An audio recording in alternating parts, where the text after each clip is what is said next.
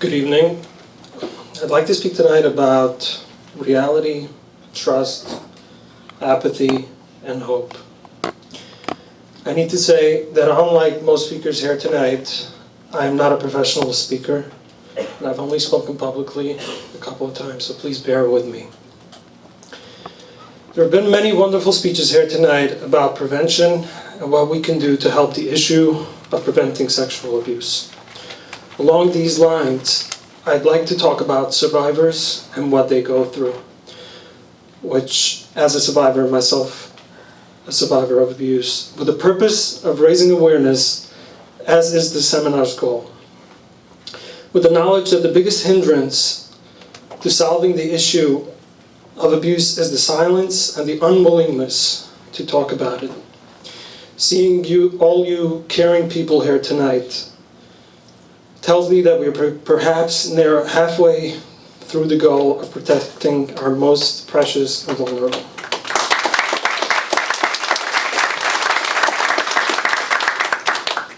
I'll speak about my story, as well as give some anecdotes which have been told to me by other survivors. My story, which I know best, begins when I was a naive and ehrliche child, 8 years old. I learned in Satmar Yeshiva in Williamsburg, and on days when we didn't have English studies, or we were sent home early, we would share the bus home with the older boys, who usually would have their own buses because they would go home later than us. The bus would drop us off on the corner of the block instead of going through the block house by house. On one of these occasions, an older boy who was already bar mitzvah, who also lived in my block, though he lived closer to where the bus would drop us off, coerced and grabbed me and forced me into his building where he sexually abused me. This then also happened on several occasions afterwards. He threatened that he would kill me if I told anyone. One of these nights, my parents realized that I was coming home late, and when they asked me why, I told them of what was happening to me.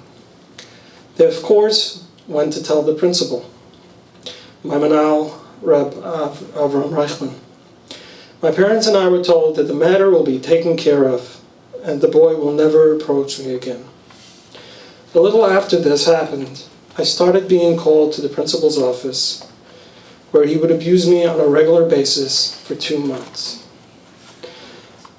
He, Rabbi Reichman, also threatened me that I shouldn't tell my parents or anyone else, and made me promise that I wouldn't tell.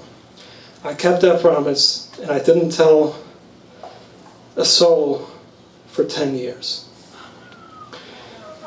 It was around Hanukkah time, and my parents took me out of Satmar, unknowing of the abuse with Reichman.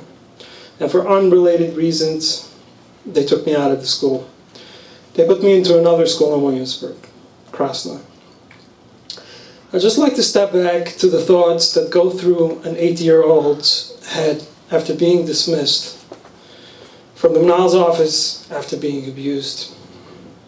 As I said before, I was a very naive and trusting child, and even though I had been abused before by an older kid, I never contemplated that a frum and such ehrliche yid as my Manal would be capable of doing such things. This is where I'd like to speak about reality. The reality that a child sees around him. The way the world seems upside down after he or she had been raped, molested, fondled, sometimes physically and always mentally tortured by almost always a person who had been trusted by the child the day before. A teacher, a principal, a neighbor, a family friend, an uncle, and yes, sometimes a parent. To everyone else's eyes, the aggressor seems like an upstanding, sometimes venerated individual.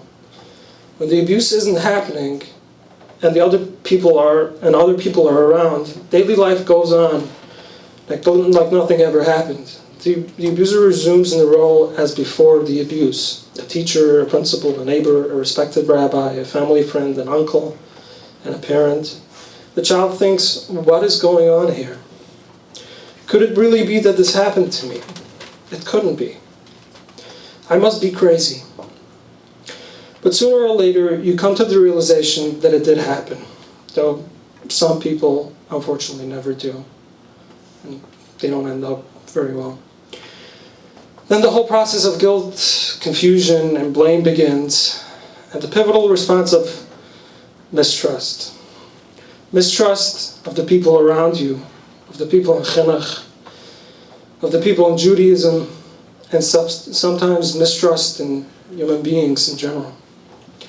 Which at that point is a protective response to protect the child from opening themselves up to more abuse. Sometimes this works, but many times it doesn't. Aside from the other terrible ways it affects the child and then adult, I'd like to focus on the seemingly crazy world that the survivor sees. And unfortunately, this continues when the child becomes an adult, gets married, has a couple of kids, and sends their kid to school, and so on. The abuser is in his pristine position, being a respected asken, being a Mesader Kedushin, on the shul vad, running a kehillah, a rebbe and authority cheder on kids every day, the patriarch of the family. These are not hypothetical situations I'm speaking of. For every one of these roles I have mentioned, I've spoken to at least a couple of survivors who have to see the person who ruined their life in these respected positions. To compound this, sometimes an allegation about the abuser becomes public. People in Rabbanim know about the abuser. And what gets done? Very often a whitewashing campaign on behalf of the abuser. It's not true. It couldn't be true. I know him personally. Even if it is true, what will you gain by making this public now? Masira, Lashon Hara, etc., etc. I do not need to elaborate, as I trust this audience can compile a book of these excuses. And whenever the survivor sees this happening, they say, this world is upside down. This can't be.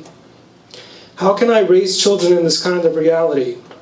Who will abuse them? And here I must talk about the worst response of all. Silence, shoulders going up and down, faces twitching. What can we do? It's been like this for the past 50 years. If we change the way our school currently operates, everything will fall apart. This, by the way, are all responses I heard when I was speaking to Rabbanim and leaders of the community about the issue here in Bar Park 4 years ago, before I came out with my story. I must say that seeing all the respected people here tonight, that shows that at least the people in this room don't agree with the above statements. And that brings me to the part of hope, which I will talk about soon. But I need to talk about all of us who care about the community, their children, and their families. Everyone must come together to fight this as one. It is said, apathy is the glove that evil slips into. We can't idly stand by seeing an accused teacher or individual go about their respective business. Action is tough, and when the going gets rough, we must all stick together despite our differences, political motivations, and egos. I don't want to preach, I'm talking to myself as well.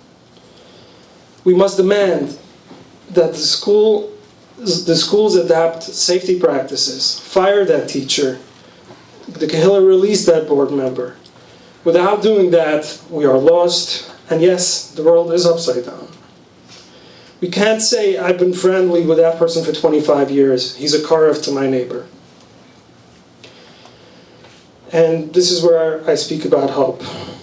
You may ask how my world makes sense when the Rebbe who abused me is still teaching children every day, is extremely well respected, is the Baal Korah on Shabbos, Yom Tov, and Yomim Noram, at a shul with hundreds of participants.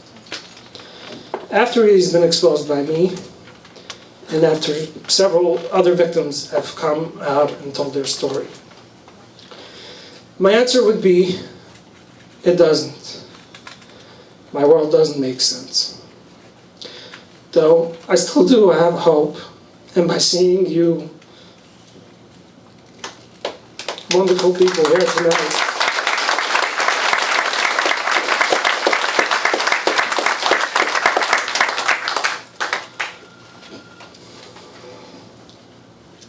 excuse me.